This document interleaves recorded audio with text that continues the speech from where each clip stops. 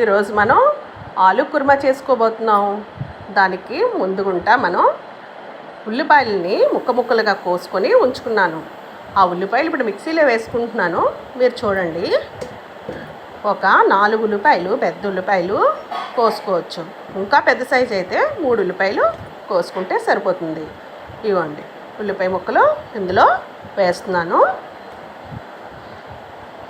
Next దీనికి టమాటీ ముక్కలు కూడా కావాలి. ఒక 3 టమాటా పళ్ళు అయితే సరిపోతాయి.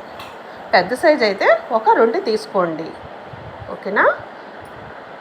ఇప్పుడు పచ్చిమిర్చి 2 మాత్రమే వేసుకోవాలి, ఎక్కువ వేసుకోకూడదు. ఓకేనా? ఇప్పుడు దీన్ని మిక్సీ వేసుకుందాం. తగినంత వాటర్ వేసుకొని మిక్సీ వేసుకొని ముద్ద పెట్టుకొని. బాగున్నారా? This is Deepa Marudwar. ఈరోజు మనం ఆలు కుర్మా చేసుకోబోతున్నాం. ముందుగుంటా మనం కళాయి పెట్టుకొని ఆయిల్ వేసుకొని ఆనియన్స్ వేసుకున్నాము.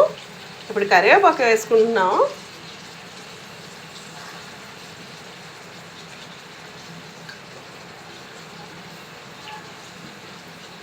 మిర్చి 2 మిర్చి వేసుకున్నాను ఇందులో.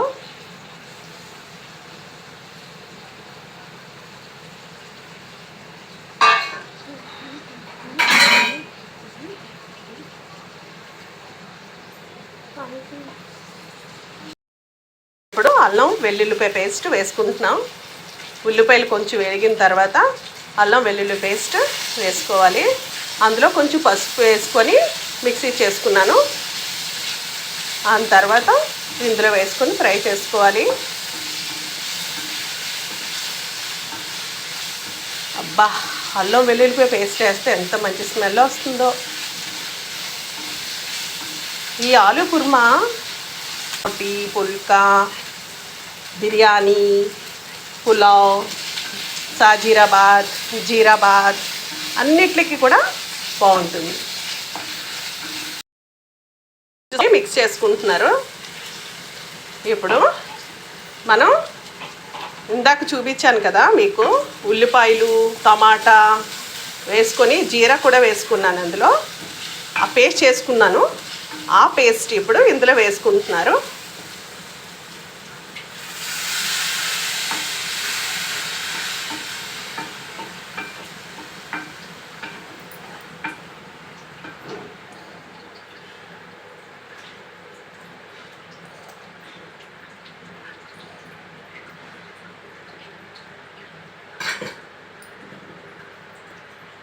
ఈ ఆలు కుర్మా ప్రతి దాంట్లో బాగుంటుందండి.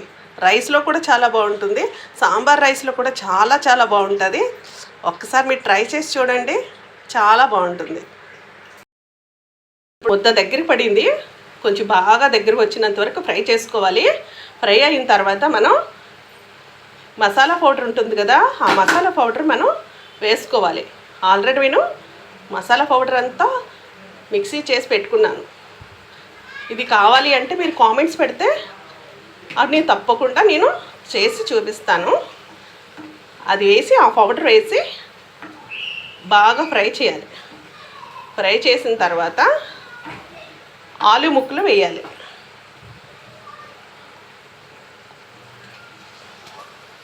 కటింగ్ చేసుకుని ఉంచుకున్న ఆలు ముక్కలన్నీ వేసుకోవాలి.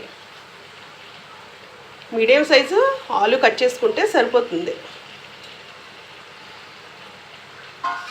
ఇప్పుడు గ్యాస్ హైలో పెట్టి బాగా కలుపుకోవాలి.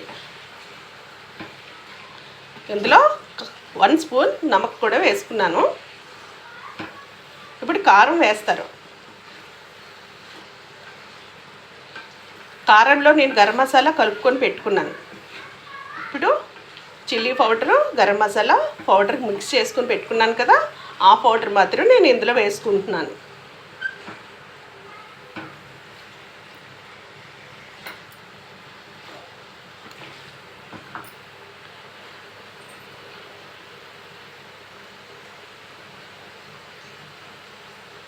చూడండి, 1 స్పూన్ వేసుకుంటున్నాను. ఈ కారం వేసుకున్న తర్వాత మనం మళ్ళీ కలుపుకోవాలి.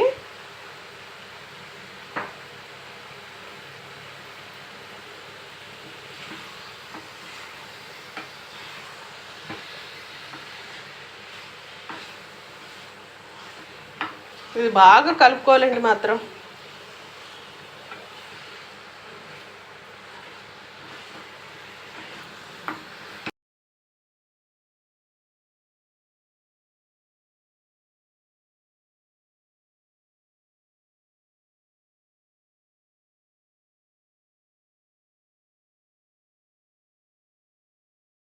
ఓకే ఫ్రెండ్స్, ఇప్పుడు మన ఆలు దగ్గరికి వచ్చింది.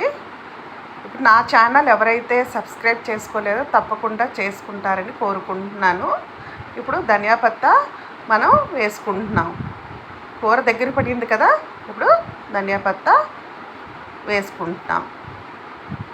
ఈ ధనియా పత్తా వేసుకోవడం వల్ల డైజెషన్ పవర్ చాలా బాగుంటుంది. చర్మం అనేది ముడతలు పడకుండా ఉంటుంది. కనుక ప్రతి కూరలో కూడా మీరు ధనియా